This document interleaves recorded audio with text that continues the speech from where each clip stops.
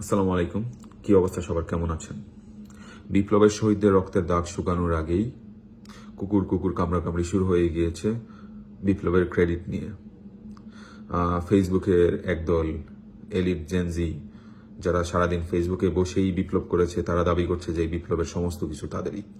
যদিও বা মাঠের যারা বিপ্লবী ছিল, মাঠের যারা যোদ্ধা ছিল, তাদের কাছ থেকে আমরা এই ধরনের কোনো কিছু দেখতে পাই না যে তারা দাবি করেছে যে এই বিপ্লবটা শুধুমাত্র তাদেরই। তারা স্বীকার করে যে এই বিপ্লবটা সর্বস্তরের মানুষের একটা অর্গানিক পার্টিসিপেশনের কারণেই এটা হচ্ছে সম্ভব হয়েছে, না হলে এটা সম্ভব হতো না, এই বিপ্লবটা সফল হতো না। কিন্তু যে এলিটরা আছে তারা দাবি করছে যে শুধুমাত্র বিপ্লব তাদেরই। আর এক্ষেত্রে এই বিষয়টা নিয়ে এসে আরেকটু বিস্তর আলোচনা দরকার, এবং এই বিস্তর আলোচনার জন্য আমি কিছু টার্মস নিয়ে আসতে চাই, এবং এই কারণটা কি আমার মতে এর কারণগুলো কি কি সেটা নিয়ে আমি একটু ব্যাখ্যা করতে চাই আর কি। এক্ষেত্রে আমি মার্কসিস্ট যে analogy, base and super structure, এই অ্যানালজিটাকে আনতে চাই, এবং আমার মতে এই অ্যানালজিটা এখানে যুক্তিযুক্ত এবং এটা ভালো একটা ব্যাখ্যা দেয় আর কি। কেন বেইজ বলতে, যে মার্কসিস্ট যে বেইজ আইডিয়া, সেটা বলতে বোঝায় হচ্ছে যে এই যে আওয়ামী চোরতন্ত্র, এই আওয়ামী চোরতন্ত্রই মোটা দাগে হচ্ছে বেইজ। এইটাই হচ্ছে বেইজ, এবং এই বেইজকে কেন্দ্র করে একটা সুপার স্ট্রাকচার তৈরি হয়েছে। যে সুপার স্ট্রাকচারের কাজ হচ্ছে এই বেইজকে আরো স্ট্রেংথেন করা, এবং এই বেসের জন্য কনসেন্ট ম্যানুফ্যাকচার করা, এবং বেসকে প্রোটেক্ট করা। তো এই সুপার স্ট্রাকচারের অংশ বেসকে প্রোটেক্ট করার জন্য রয়েছে যেমন পুলিশ এবং অন্যান্য স্টেট অ্যাপারাটাস, এবং আরো আছে যারা মনে করেন মিডিয়া বা আর্টস যারা প্রডিউস করে, যারা হচ্ছে কনসেন্ট ম্যানুফ্যাকচার করে, তারা হচ্ছে এই সুপার স্ট্রাকচারের অংশ। তো আমরা এই আওয়ামী দানব, এই আওয়ামী ফ্যাসিজমকে পরাজিত করার পর বেইজ আমরা অলমোস্ট শেষ করে দিয়েছি অনেকখানি। পুরোপুরি শেষ হয়নি বলবো না, কারণ বেইজের অংশ হচ্ছে সেই সমস্ত লুম্পেন যারা আছে, তারা ওই বেইজের অংশ। আমরা বলবো না যে এরা আবার ফিরে আসবে না। সো যদিও পরাজিত হয়েছে, কিন্তু তারা যে ফিরে আসবে না এরকম বলা যায় না। আর হচ্ছে সুপার স্ট্রাকচার বলতে যেটা বোঝায় যে পুলিশ বা স্টেট অ্যাপারাটাস, তারাও পরাজিত হয়েছে। সো বেইজ অনেকখানি পরাজিত হয়েছে, সুপার স্ট্রাকচারের কিছু অংশ পরাজিত হয়েছে, কিন্তু সুপার স্ট্রাকচারের যে একটা ক্রুশাল অংশ, সেটা কিন্তু নতুন রূপ ধারণ করছে। এরা কিন্তু পরাজিত হয়নি, এবং এরা আছে। এবং এই যে সুপার স্ট্রাকচারের যে সবচেয়ে ক্রুশাল যে অংশটা, এই অংশটা যতদিন না পর্যন্ত রিফর্মড হচ্ছে, এবং যতদিন না পর্যন্ত এরা বিদায় না নিচ্ছে, ততদিন পর্যন্ত আসলে এই যতই বিপ্লব করা হোক, আমার মনে হয় না যে এই ফ্যাসিজম কখনো দূর হবে।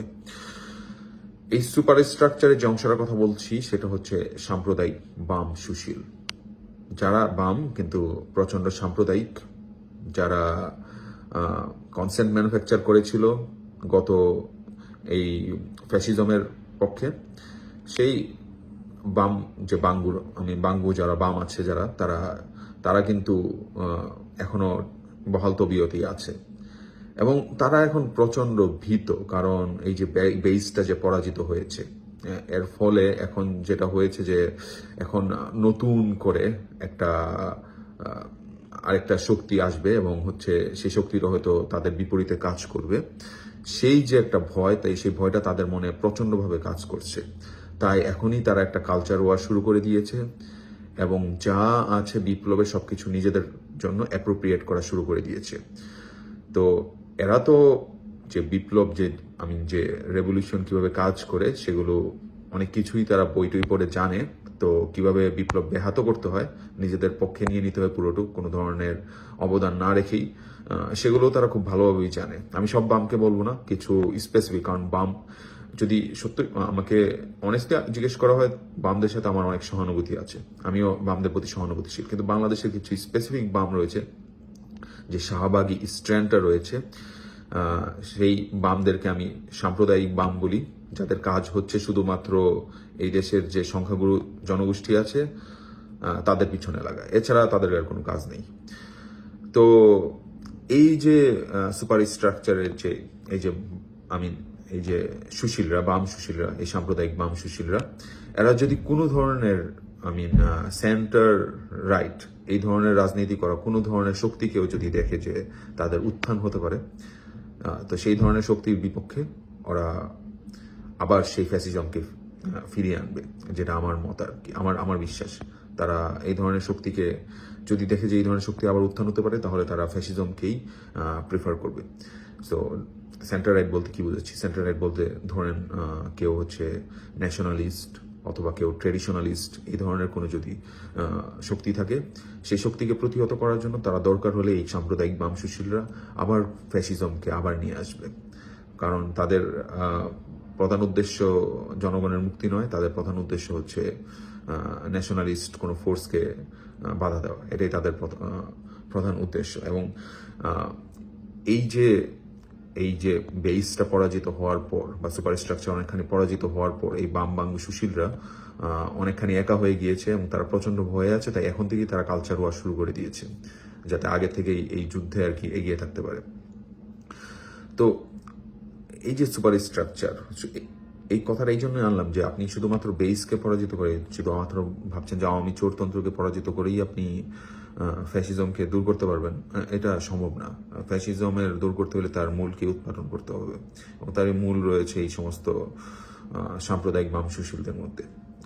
তারাই হচ্ছে এখানে এই সমস্ত ফ্যাসিজমের কনসেপ্ট এরাই ম্যানুফ্যাকচার করে।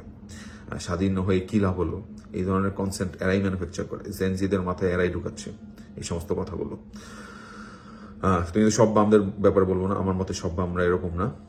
অনেকেই রয়েছেন যারা জনগণের মুক্তি চান, কিন্তু কিছু বাম এরকমও রয়েছে যারা হচ্ছে সবকিছুতেই সাম্প্রদায়িকতা দেখে, সাম্প্রদায়িকতার জুজু সব জায়গাতেই খুঁজে, তাদের ব্যাপারে বলছি। তো যে সমস্ত জায়গায় মার্কসিস্ট রেভলিউশন হয়েছে, সেই সমস্ত জায়গায় সবাই এটাই খেয়াল করেছে, স্পেশালি চায়নাতে মাও সেতুং এই জিনিসটা খেয়াল করেছেন যে শুধুমাত্র যে ওই সময়ের যে সামন্ত প্রথা যে ছিল, সেই যে বেসটা যে ছিল, শুধুমাত্র একেই পরাজিত করা জরুরি ছিল না। এই যে সুপার স্ট্রাকচার, এই যে বেইজের পক্ষে, যে সামন্ত প্রথার পক্ষে যারা ছিল, যারা হচ্ছে আর্টস মিডিয়া প্রডিউস করত, এদেরকেও পরাজিত করা দরকার ছিল, এবং এদেরকে পরাজিত করার জন্যই তিনি কালচারাল রেভলিউশনে ডাক দিয়েছিলেন।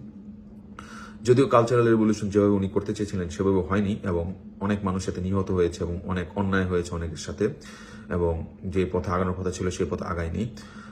কিন্তু আমার মতে যে তার অবজারভেশনটা ঠিক ছিল। শুধুমাত্র বেসকে পরাজিত করেই আপনি একটা বিপ্লবকে সফল করতে পারবেন না। বেসের সাথে যে সুপার স্ট্রাকচার যে আছে, এবং সুপার স্ট্রাকচারের সবচেয়ে ক্রুশাল যে পার্ট, যারা মিডিয়া আর্টস তৈরি করে, এই ক্ষেত্রে যারা আছে বাংলাদেশের যে সাম্প্রদায়িক বাম সুশীল যারা আছে, তাদের ন্যারেটিভকে রুখে দেওয়াটাও অনেক বেশি ইম্পর্ট্যান্ট। এবং এই জন্য আমার মতে যারা নতুন বাংলাদেশে, মানে যেখানে হচ্ছে মানুষের সম অধিকার থাকবে এবং ধর্মের জন্য কোনো মানুষ অত্যাচারিত হবে না, এবং কোনো স্পেসিফিক ধর্ম হচ্ছে ভিলেনাইজড হবে না, এমন ধরনের যদি বাংলাদেশ দেখতে চান, তাহলে এই সাম্প্রদায়িক বাম সুশীলদেরকে প্রতিহত করতে হবে, তাদের ন্যারেটিভকে প্রতিহত করতে হবে। এই জন্য আমি বলবো যে যারা আছেন দায়িত্বশীল এবং যারা এগুলো বুঝেন, তারা সীমিত আকারের একটা কালচারাল রেভলিউশন শুরু করতে পারেন। তারা হচ্ছে আপনি কালচারাল রেভলিউশন যেরকম, মানে যেটা ছিল, যে চায়না যেটা ছিল, সেটা থেকে ইন্সপিরেশন নিতে পারেন, কিন্তু সেটা বাংলাদেশের কিভাবে ক্যারেক্টারিস্টিক্স হবে এবং কিভাবে সেটা নন ভায়োলেন্ট ওয়েতে করা যায়, সেটা আমাদেরকে চিন্তা করতে হবে। এবং কিভাবে হচ্ছে এই জিনিসটাকে পপুলার করা যায়, এবং আমাদের কালচারকে কিভাবে, মানে এই মানে সাম্প্রদায়িক বাম সুশীলদের বিপরীতে আমরা যেটা আমাদের মত, স্পেশালি সেন্টার রাইটে যারা আছে, যারা চায় যে আমাদের মতটা প্রতিষ্ঠিত হোক, তারা কিভাবে করতে চায়, তারা আর কি এভাবে চিন্তা করতে পারে। কারণ শীঘ্রই আমাদেরকে মানে কালচারাল রেভলিউশনের মধ্যে দিয়ে যেতে হবে। সেটা যদি আমরা করতে না পারি, এই সাম্প্রদায়িক বাম সুশীলরা সেটা অবশ্যই করবে।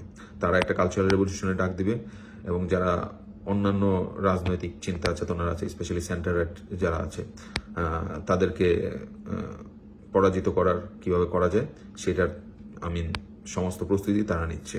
তো এই ব্যাপারে আমাদেরও প্রস্তুত থাকা উচিত, এবং আমরাও আমাদের কালচার কিভাবে প্রতিষ্ঠিত করব এবং সেই চিন্তা করতে পারি, এবং একটা কালচারাল রেভলিউশন আমরা কিভাবে শুরু করতে পারি, সেই চিন্তাটা আমরা শুরু করতে পারি আর কি। Thank you for listening. আসসালামু আলাইকুম।